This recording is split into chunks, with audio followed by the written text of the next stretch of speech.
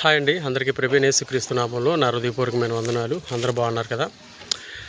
ప్రస్తుత క్రైస్తవ సంఘాల్లోని ఒక బ్యాడ్ హ్యాబిట్ ఉంది. ఆ హ్యాబిట్ ఎంత ప్రమాదమో అది ఎవరికి తెలియట్లేదు. దాని గురించి నేను ఈరోజు చెప్పాలనుకుంటున్నాను. సంఘంలో ఒక సహోదరుడు ఇంకో సహోదరుడు గురించి ఆ సహోదరుడు లేని సమయంలో మాట్లాడుతూ ఉంటాడు.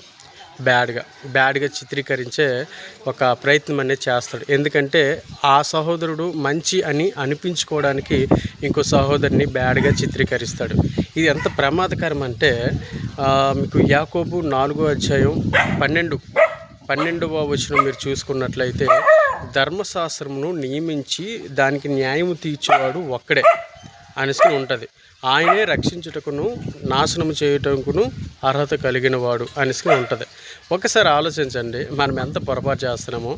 ధర్మశాస్త్రాన్ని మనం తీరుస్తున్నాం. అలాంటప్పుడు ఒకసారి ఆలోచించండి. ఇది చాలా డిఫికల్ట్గా ఉంటుంది. కాబట్టి ఒక సహోదరుడి గురించి ఆ సహోదరుడు లేనప్పుడు మాట్లాడటం చాలా పొరపాటు. మీరు గమనించండి. సంఘంలో ఈ పద్ధతి ఉంటే ఇది మార్చుకోవడానికి ప్రయత్నించండి. గాడ్ బ్లెస్ యూ అండి. షాలోమ్.